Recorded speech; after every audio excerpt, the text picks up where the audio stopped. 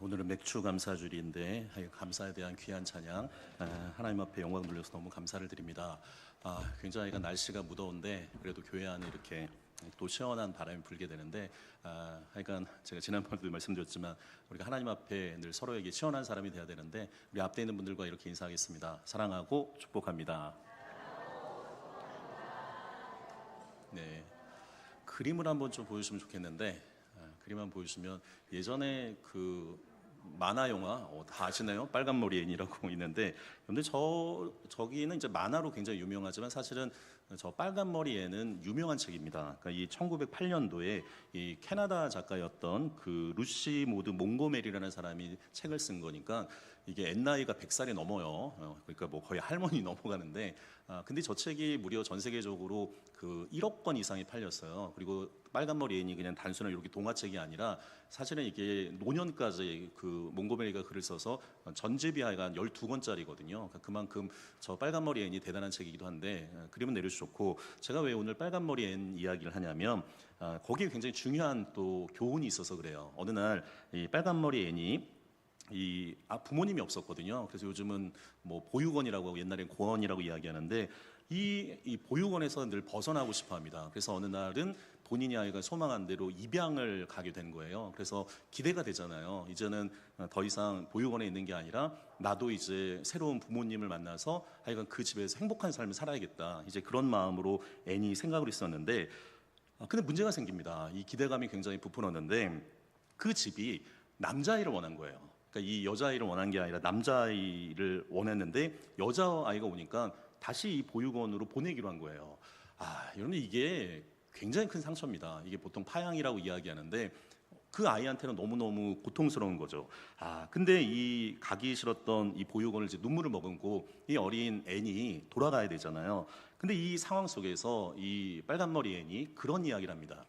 뭐라고 하냐면, 저는 이 드라이브를 마음껏 즐기기로 작정했어요. 그러니까 돌아가는 길인데 즐기겠다고 결심만 하면 대개 언제든지 그렇게 즐길 수가 있어요. 그러니까 여기서 이 빨간머리 애니 우리한테 굉장히 큰 감동을 주는 이유는 뭐냐면, 이 부정적인 게 아니라 늘 긍정적인 삶의 태도를 갖는다는 거예요. 거기 애네 그 내용 중에 그런 내용이 납니다. 여러분, 우리가 오늘 이제 주일 지나고 나면 내일 또 월요일이잖아요. 직장인들이 굉장히 월요병도 많고 아침에 일어나기가 굉장히 어려운데, 앤의 이야기를 한번 들어보시면 좋겠는데, 이 빨간머리 앤에 나오는 대사 중에 하나예요. 저는요, 오늘 아침은 절망의 구렁텅이에 빠져 있지 않아요. 아침부터 그런 절망의 구렁텅이에 빠져 있어야 하겠어요? 아침이 있다는 건 참 좋은 일이에요. 그러니까 이게 생각하기 나름인 거죠. 그래서 오늘도 아침이 주신 것에 대해서 감사하고 내가 이 좋은 일을 감당하겠다, 이제 그런 마음이 있는 거죠. 그 다음에 하나 더 대사를 이야기해 드리면, 제가 늘 이야기하는 것 중에 하나가 있는데, 근데 정말 인생 내 마음대로 안 되거든요. 근데 이 대사 중에 그런 얘기가 나옵니다. 세상은 생각대로 되지 않아요. 여러분, 정말 그렇죠. 그러니까 생각대로 되지 않아요. 그게 이제 보통 사람들의 관념인데, 이 애는 그런 얘기를 합니다. 세상은 생각대로 되지 않아요. 하지만 그 다음 말이 굉장히 저한테 감동이 되는데, 뭐라고 하냐면, 생각대로 되지 않는다는 건 정말 멋져요. 여러분들, 이거 굉장히 잘 생각해 볼 필요인데, 여러분들, 우리가 로봇가 아니기 때문에 우리가 그냥 예상한 대로 인생을 살아가는 것, 사실은 그 재미있는 인생은 아닌 거죠. 예상치 못한 일들이 벌어졌을 때 우리한테 때로는 그게 기쁨이 되어지는데, 애는 그렇게 얘기해요. 생각지도 못했던 일이 일어나는 걸요. 그러면서 인생을 늘 긍정적으로 살아갑니다. 그런데 여기 빨간머리 애내에서 주는 교훈이 하나 있어요. 되게 중요한 교훈 중에 하나가 뭐냐면, 여러분들, 우리가 잘못된 상황들, 그러니까 이게 어려운 상황들이 우리에게 다가올 때가 있는데, 이 잘못된 상황 때문에 망하는 사람은 없어요. 문제는 뭐냐면 잘못된 대응으로 망하는 사람이 많다는 거예요. 우리 성경 말씀 빌립보서 4장 11절에 있는 말씀 한번 보여주시면 같이 한 목소리로 읽겠습니다. 빌립보서 4장 11절 같이 읽겠습니다. 내가 궁핍함으로 말하는 것이 아니라 어떠한 형편에든지 나는 자족하기를 배웠노니. 여러분들, 이 사도 바울에서도 우리가 중요한 진리를 얻게 되는데, 여러분들, 우리가 궁핍이라는 상황 때문에 망하는 게 아니라 궁핍한 상황을 우리가 잘못 대처하기 때문에 망하는 거예요. 그러니까 우리가 삶에 대한 태도를 선택할 수 있는 자유가 있습니다. 그러니까 로봇이 아니기 때문에 하나님이 우리에게 자유의지를 주셔서 오늘도 우리에게 주어진 삶의 여러 가지 상황들을 선택할 수 있는 자유가 있어요. 독일의 유명한 이 작가인 헤르만 헤세가 그런 얘기를 한 적이 있었는데, 한번 따라해 보시겠습니까? 행복은 대상이 아니라 재능이다. 이분이 문학가래 갖고 조금 이렇게 무슨 말인가 이럴 수 있는데, 행복은 우리가 행복을 원하잖아요. 근데 행복은 대상이 아니라 재능이라고 이야기하는데, 이 말이 무슨 얘기냐면 우리는 보통 행복을 조건으로 보거든요. 우리가 뭔가 돈이 있고 지식이 있고 권력이 있고 뭐 그런 것들 우리한테 뭐 좋을 수 있죠. 근데 문제는 어떤 보통 조건이나 대상이 나를 행복하게 생각한다고 하지만 그렇지 않습니다. 잘 생각해 보면 그보다는 오히려 어려움이나 난관 속에서도 행복을 선택하는 능력이 있어요. 우리가 아까 전에 빨간머리 앤을 봤지만 이 상황을 내가 불행을 선택하는 게 아니라 행복을 선택하는 거예요. 여러분들, 그래서 이 헤세가 뭐라고 하냐면 이러한 능력을 재능이라고 이야기해요. 사랑하는 엘메 성도 여러분, 우리가 예수를 믿는 그리스도인들인데, 여러분들 우리가 환경의 지배를 당하지 않고 오히려 환경을 뛰어넘는 이 사도 바울처럼 기쁨과 감사의 삶을 살아갈 수 있는 그런 존재의 삶을 살아가기를 간절히 축원드립니다.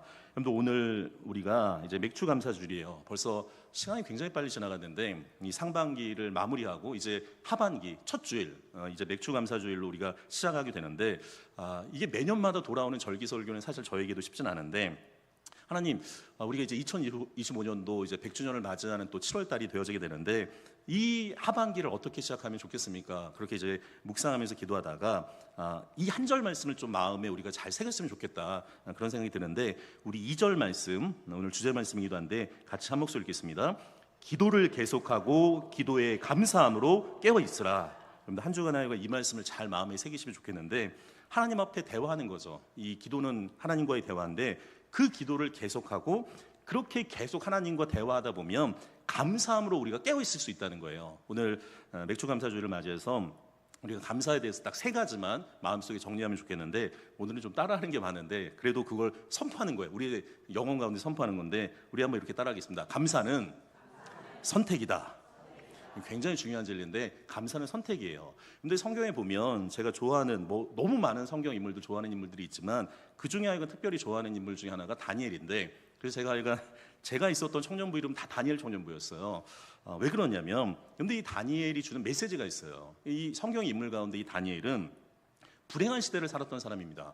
우리가 지금 예레미야서를 계속 보고 있지만 이 남유다가 기원전 586년에 이 바벨론의 느부갓네살에 의해서 완전히 회파를 당하게 돼요. 그러니까 이 나라가 망한 거죠. 우리도 하여간 1910년도에 일제강점기를 경험했기 때문에 그 좀 역사적인 경험이 있지만, 이게 지금 나라가 망한 상태에서 이 다니엘이 어린 나이에 그것도 이제 포로로 끌려가게 돼요. 이게 굉장히 하여간 고통스러운 일인데, 그런데 이게 나라가 망하지 않았다면 우리가 다니엘을 봤지만 이게 귀족 가문일 뿐만 아니라 이게 장래가 촉망된 청년으로 자라서 아마 그 국가에 아마 큰 인물이 됐을 텐데, 지금 하루아침에 비극의 한복판으로 이 다니엘이 끌려가는 거예요. 그뿐만 아니라 우리가 일제강점기 때도 민족 말살 정책을 일본이 실행을 해서 창시 개명을 했는데 다니엘의 이름이 바뀌어요. 원래 이게 다니엘의 이름의 뜻은 하나님은 나의 심판자라는 거예요. 그러니까 늘 하나님을 경외하면서 인생을 살아가라고 아마 부모님이 지어준 것 같은데 그 이름을 뺏겨요.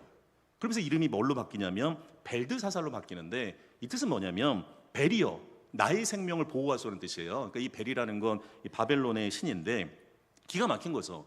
이 창조주의자 전능하신 하나님의 이름을 가졌던 다니엘이 지금은 이방 잡신의 이름으로 바뀌는 치욕스러운 경험을 하게 됩니다. 여러분들, 우리가 보통 청소년들 그 시기를 그 질풍노도의 시기라고 이야기하는데, 어떻게 보면 이 시기에 다니엘이 방황할 수도 있었을 거예요. 근데 놀라운 건 뭐냐면 이 다니엘이, 여러분들, 이 상황 속에서 뭐를 해요? 감사를 선택해요. 그러니까 이 상황 속에서 부정적인 걸 선택하는 게 아니라 하나님 안에서 하나님을 의지하는 삶을 살아가는 거죠. 근데 그러면서 오늘 말씀처럼 바울처럼 자족한 인생을 살아가는데, 놀라운 건 이 다니엘이 원래 노예 소년이잖아요, 어떻게 보면. 근데 나중에 이제 노년기에 대해서는 그 대제국이었던 페르시아의 중앙 총리로 임명되는 놀라운 기적을 체험하게 됩니다. 자, 근데 거기서 다니엘 얘기가 끝나면 우리는 좋을 것 같은데 어려움이 다가와요. 그러니까 이 다니엘이 페르시아의 제국이 이제 중앙 총리로 임명되다 보니까 이게 지금 다니엘이 그때 나이가 노년이었거든요. 근데 이 나이가 들어서 절체절명의 위기를 당하게 되죠. 그러니까 이 급부상하는 다니엘을 경계하는 정적들이 있을 거 아니에요. 이 정적들이 이 그에게 올가미를 씌우게 됩니다. 그래서 이 다니엘에게 2가지의 선택을 하게 되는데, 하나는 하나님을 배신하면 너의 목숨은 살 거라는 거예요. 그게 첫 번째 선택이고, 2번째 선택은 하나님을 만약에 배신하지 않고 사자굴로 끌려가는 죽음을 당하는 거예요. 보통 사람들은 아마 전자를 선택하겠죠. 그러나 우리가 잘 알고 있는 것처럼 다니엘은 후자를 선택해요. 그러면서 다니엘서에서 제가 좋아하는 말씀 중에 하나인데, 우리 다니엘서 6장 10절에 있는 말씀 같이 한 목소리 읽겠습니다. 우리 자막을 한번 보시면 좋겠는데, 다니엘서 6장 10절에 있는 말씀 같이 한 목소리 읽겠습니다. 다니엘이 이 조서에 왕의 도장이 찍힌 것을 알고도 자기 집에 돌아가서는 윗방에 올라가 예루살렘으로 향한 창문을 열고 전에 하던 대로 하루 3번씩 무릎을 꿇고 기도하며 그의 하나님께 감사하더라. 아멘. 근데 이거 놀라운 일 아닙니까? 근데 이 다니엘이 그 조서에 왕의 도장이 찍혔다고 하는 건 이거는 바뀔 수 있는 게 아니에요. 그러니까 왕조차도 이거를 바꿀 수 없는 것인데, 지금 다니엘이 자기의 집으로 갔어요. 자, 그런 다음에 놀라운 행동을 하게 되는데 윗방으로 올라가요. 그 윗방으로 올라갔는데 왜 올라갔던가 봤더니 성경에 보면 예루살렘을 향한 창문을 열었다는 거예요. 그런데 이거 이러면 안 되는 거죠. 왜냐하면 지금 정적들이 어떻게든지 이 다니엘을 올가미에 걸기 위해서 아마 첩자들을 아마 곳곳에 숨겨놨을 텐데, 그러면 다니엘이 지금 윗방에 올라가서 예루살렘에 향해서 창문 열면 안 되는 거잖아요. 그러니까 우리 같으면 그냥 좀 그 윗방이 아니라 그냥 1층이나 아니면 뭐 이 정도 살 정도면 지하에다가 지하실 같은 데나 창고 같은 데 가서 조용히 그렇게 할 수도 있는 거잖아요. 기도할 수 있는 거잖아요. 근데 이게 지금 윗방에 올라가 예루살렘 향을 창문을 열게 되면 지금 정적자들이나 뭐 첩자 같은 사람들이 다 볼 수 있는 거예요. 자, 다니엘이 왜 이렇게 했느냐? 오늘 성경 보면 뭐라고 돼 있어요? 전에 하던 대로. 이 다니엘은 제가 만든 말 중에 하나인데, 생활 속의 신앙인이에요. 늘 하나님 앞에 코람데오처럼 살아갔던 사람인데 그거 상관하지 않아요. 지금 내가 위험에 처하는 그런 상황이 중요한 게 아니라 하나님의 사람으로 살아가는 게 더 중요한 거예요. 그래서 오늘 성경 말씀 보게 되면 뭐라고 돼 있어요?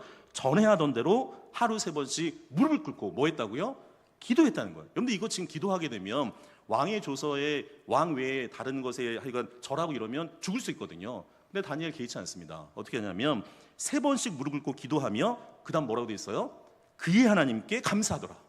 보통 사람 쓰면 하나님, 내가 지금 뭡니까? 노년에 지금 페르시아 이렇게 중앙총리까지 잘 올려주셨으면 여기서 잘 마무리를 하게 하셔야지 왜 올가미를 씌우십니까? 그러면서 오히려 하나님께 한탄할 수도 있어요. 원망할 수도 있어요.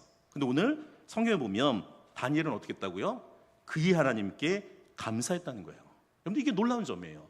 다니엘은 감사할 것이 없는 상황 속에서도 늘 전에 하던 대로 하나님께 어땠다는 거예요? 감사했다는 거예요. 그런데 이게 어떻게 가능했을까? 오늘 골로새서 4장 2절에 있는 말씀, 사도 바울에게 알려준 건데 우리 같이 한 목소리 읽겠습니다. 기도를 계속하고 기도에 감사함으로 깨어 있으라. 그런데 이게 원리인 거죠. 다니엘은 원망을 선택한 게 아니라 뭐를 선택했어요? 감사를 선택한 거예요. 사랑하는 엘메 성도 여러분, 우리가 감사할 수 있는 상황에서 감사를 낳는 게 아니라 감사하기로 결단했기 때문에 감사하는 거예요. 여기 있는 모든 분들이 감사를 선택한 복이 있기를 간절히 축원드립니다. 여러분들, 우리가 문제가 있어요. 우리가 인생을 살다 보면 문제가 없는 사람들이 없거든요. 근데 그 문제는 10%는 객관적인 사실이에요. 정말 그 일이 문제로 다가올 수는 있어요. 그러나 나머지 90%는 우리의 반응에 의해서 결정돼요. 그러니까 이 문제를 갖다가 내가 어떻게 반응하냐에 따라서 달라지는 거죠. 내가 원망으로 선택하게 되면 원망의 길을 가겠지만 감사를 선택하면 감사의 길이 열릴 거예요. 사랑하는 엘메 성도 여러분, 오늘 맥주 감사주일인데 우리가 환경을 탓하는 것이 아니라 감사를 선택하기를 간절히 축원드립니다. 근데 두 번째 한번 따라하겠습니다. 감사는 훈련이다. 근데 이 감사는, 훈련이란 말은 감사는 배워야 되는 거예요. 여러분들 계속해서 우리가 배워야 되고 익혀야 되는 거예요. 성경 시편 57편에 보게 되면 감사의 사람 다윗을 보게 되는데, 그런데 보통 시편 150편을 보게 되면 표제어가 있어요. 이 표제어는 이 시편의 방향을 이야기해주는 중요한 단서가 돼서 히브리 성경에는 이게 오히려 1절이 되어지게 되는데, 우리 시편 57편 그 표제어 한번 자막으로 나와 있을 텐데 같이 한 목소리 읽겠습니다. 다윗의 믹다메시 인도자를 따라 알다헷에 맞춘 노래, 다윗이 사울을 피하여 굴에 있던 때. 근데 여기서 중요한 그 단어가 하나가 있는데, 관용어가 있는데 뭐가 있냐면 다윗이 누구를 피해서? 사울을 피해서 굴에 있던 때예요. 그런데 이게 무슨 상황이에요? 이게 다윗은 이세의 막내 아들이었죠. 그래서 사무엘을 통해서 기름 부음 받은 종이 됐는데 목동이에요, 목동. 근데 형들이 이제 군대로 가서 이 블레셋과 이제 전쟁을 하게 되어지게 되는데, 그때 아무도 이 골리앗에 대해서 뭐 이야기를 하는 사람이 없는 거예요. 이야기하는 사람이 없었는데 지금 이 다윗이 오히려 블레셋 사람인 이 골리앗에게 승리를 하게 되죠. 그 유명한 신앙의 고백이 있는데 너는 칼과 창과 단창으로 나오지만 나는 만군의 여호와의 이름으로 나간다. 그런데 결국에 누가 이겨요? 다윗이 이기게 되는데, 그런데 놀라운 건 뭐냐면 다윗이 이때부터 가는 곳마다 이 블레셋이라는 민족은 계속 이스라엘을 괴롭혔는데 다윗이 가는 곳마다 군대 장군이 된 이후로 한 번도 진 적이 없어요. 자, 그러다 보니까 백성들이 너무너무 기쁜 거죠. 그러면서 이제 다윗을 칭송하게 되는데 이렇게 얘기합니다. 그 당시 이스라엘 왕이었던 사울에게는 사울은 천천히요 다윗은 만만이라고 이야기해요. 자, 그러면 근데 이게 사람이 그릇이 늘 커야 되는데 사울이 그 이야기가 이게 들려졌어요. 그러면 지금 다윗은 어떤 사람이냐면 그 골리앗을 이겼기 때문에 이제 그 자기의 딸을 미가를 이제 줘서 이제 왕이 사위인 거예요. 여러분들 장인 어른 정도 되면 사위가 이렇게 잘 나가면 어떻게 해야 돼요? 칭찬해야죠. 우리가 청출어람이라는 단어가 있는 것처럼 야 잘한다 잘한다 이렇게 해야 되는데 여러분들 이게 다윗이 하여간 밴댕이 소갈이었던 것 같아요. 이렇게 보면 그 사울이 밴댕이 소갈이었는지 이게 지금 다윗에게 무슨 마음이 되냐면 시기 질투가 일어난 거죠. 그러면서 오히려 다윗을 죽이려고 해요. 여러분들 그만큼 권력은 무서운 건데 그 상황 속에서 이제 다윗이 피난을 가는 거죠. 그래서 오늘 성경 보면 다윗이 사울을 피해서 이제 굴에 있던 때인데 자, 이 다윗의 마음이 얼마나 어려웠는지 본인의 마음을 다윗이 기록했는데 4절에 있는 말씀 같이 한 목소리 읽겠습니다. 내 영혼이 사자들 가운데서 살며 내가 불사르는 자들 중에 누웠으니 곧 사람들의 아들들 중에라. 그들의 이는 창과 화살이요 그들의 혀는 날카로운 칼 같도다. 그런데 내 영혼이 사자들 가운데 있다는 거예요. 그런데 우리가 동물원에 가게 되면 저는 뭐 과천 서울대공원 가서 이제 동물 호랑이 본 적이 호랑도 보고 사자도 본 적이 있었는데 제가 놀라운 체험을 한 적이 있었는데 이게 제가 딱 갔더니 호랑이가 자고 있더라고요. 시베리아 호랑이인가 이렇게 있었는데 자고 있어갖고 좀 일어나지 얼굴 좀 한번 보면 좋은데 그러니까 자고 있더라고요. 이렇게 그리고 재미없네 이렇게 하고 그냥 지나갔어요. 근데 이제 저희 아이하고 이제 저희 사모님하고 이렇게 이제 입구 거의 끝날 무렵이었는데 갑자기 어흥 이러는데 여러분 혹시 호랑이 소리 들어보셨습니까? 이게 지축을 울려요. 그래갖고 야 깜짝 놀랐는데 야 그래서 진짜 이게 산중어고라는 말이 맞겠구나 이런 생각이 들었는데 여러분들 보세요. 이게 지금 한 마리 호랑이가 울려도 지축이 흔들리는데 지금 이 다윗이 뭐라고 하냐면 내 영혼이 사자들 가운데 산다는 거예요. 이게 지금 언제 어느 때 내가 죽을지 모른다 그런 상황이 있을 뿐만 아니라 내가 지금 불사르는 자들 중에 누웠다. 이게 지금 내가 누워 있는데 이게 불만 지르면 내가 그냥 타 죽을 수 있는 그런 어려운 상황이에요. 그뿐만 아니라 사람들 아들 중에 그들의 그러니까 이게 그들의 이는 창과 화살이고 그들의 혀는 날카로운 칼 같다는 거예요. 그런데 이게 다윗이 잘못한 게 뭐가 있어요? 이게 골리앗부터 시작을 해서 자신의 목숨을 바쳐서 이 나라 이 민족을 위해서 헌신하고 그렇게 살았는데 사람들이 다윗에 대해서 욕해요. 비난해요. 여러분들 이거는 본인이 정말로 잘못했다고 하면 그것을 뭐 받아들이고 할 수 있지만 이게 지금 그렇게 인생을 잘 살아왔는데도 불구하고 비난하고 이러면요 마음이 물같이 흘러내려요. 다윗이 이렇게 얘기합니다. 우리 6절에 있는 말씀 같이 읽겠습니다. 그들이 내 걸음을 막으려고 그물을 준비하였으니 내 영혼이 억울하도다. 그들이 내 앞에 웅덩이를 팠으나 자기들이 그 중에 빠졌도다. 오늘 성경 보면 다윗이 뭐라고 하냐면 이 사람들은 내 걸음을 막을 뿐만 아니라 그물을 준비해요.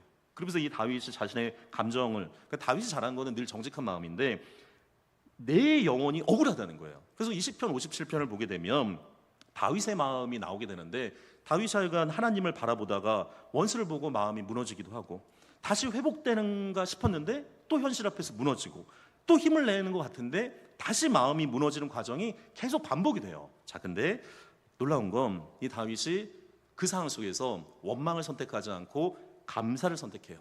그리고 이 감사가 훈련되어져요. 성경 말씀 시편 57편 7절에 있는 말씀 같이 한 목소리 읽겠습니다.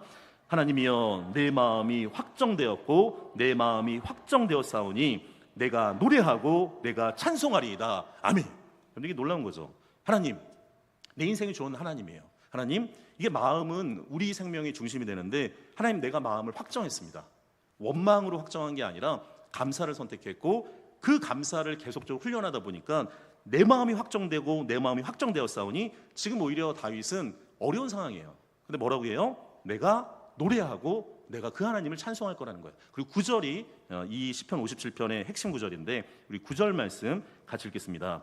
주여 내가 만민 중에서 주께 감사하며 문 나라 중에서 주를 찬송하리이다. 아멘. 근데 이게 말이 안 되잖아요. 지금 다윗은 사울을 피해서 굴에 있는데 뭐가 감사해요? 근데 이 다윗은 감사한다는 거야. 주님, 내가 만민 중에서 오히려 주님께 감사하고 문나라 중에 주를 찬송한다는 거예요. 여러분들 이거는 감사할 수 있는 상황은 아니잖아요. 여건은 아니잖아요. 근데 놀라운 건 이 감사가 나오기까지 다윗은 많은 연단의 과정을 거쳐요. 여러분들 감사는 그냥 나오지 않습니다. 감사는 훈련이고 또한 감사는 가르쳐야 돼요. 그 감사는 배우지 않으면 알 수가 없어요. 오늘 말씀처럼 수많은 연단을 거치고 수많은 아픔을 거치고 넘어지고 깨지면 습득하는 게 감사예요. 그냥 감사가 나오는 게 아니에요. 여러분들 오늘 보시게 되면 이제 하반기 우리가 이제 맥주감사절 하반기 시작하게 되는데 저는 우리 엘림의 성도들이 하여간 행복하고 평탄한 삶을 살기를 간절히 축원드립니다. 그러나 그렇게 제가 축원드리지만 여러분들 우리가 인생을 살아가다 보면 어려울 때가 나와요. 문제가 있을 때가 있어요. 여러분 그러면 우리가 이런 마음을 가져야 되는데 이런 상황 속에서는 내가 감사훈련 학교에 입학했나 보다. 여러분들 그 감사를 배울 필요가 있어요. 우리 다시 한번 골로새서 4장 2절에 있는 말씀 같이 다시 읽겠습니다. 기도를 계속하고 기도에 감사함으로 깨어있으라. 그런데 이 말을 마음에 잘 새겨야 되는 거죠. 특별히 우리 엘림의 성도들이 감사로 훈련받고 감사를 배우기를 간절히 축원드립니다. 세 번째 마지막인데 같이 따라하겠습니다. 감사는 능력이다. 근데 정말 감사는 능력이에요. 여러분들 우리가 하나님의 형상을 받은 사람, 인간인데 여러분들 인간은 결국에 자기의 습관에 따라서 자기의 운명을 살아가요. 근데 이게 되게 중요한 이야기인데 유명한 이 파스칼이 쓴 그 팡세라는 책이 있습니다. 이 책에 보면 서두에 그 파스칼이 굉장히 유명한 얘기를 해요. 뭐라고 얘기하냐면 인간은 자연 가운데 가장 약한 하나의 갈대에 불과하다. 우리가 순천만 습지, 그러니까 우리나라 최고의 습지고 세계적으로 자랑할 만한 습지인데 저들이 가끔씩 가다 보면 저는 그게 참 좋은데 이렇게 순천만 습지 가면 이게 갈대 소리가 확 나잖아요. 그랬을 때 이제 갈대 소리 들을 때 바람에 이렇게 스치는 소리 너무 좋은데 근데 자세히 보면 이 갈대가요 되게 얇잖아요. 이게 조금만 하면 뚝 부러질 것 같은 약한 갈대인데 이 파스칼이 그런 얘기를 해요. 인간은 어떻게 보면 이 자연 가운데 가장 약한 하나의 갈대에 불과하다는 거예요. 근데 그 다음 말이 중요해요. 뭐라고 하냐면 이 파스칼이 그러나 그것은 생각하는 갈대라는 거예요. 그러니까 이 사람은 생각하는 갈대. 이래서 이 명문장이 나오게 되는데 여러분들 인간은 생각하는 갈대죠. 여러분들 생각이 있기 때문에 동물과 다른 거예요.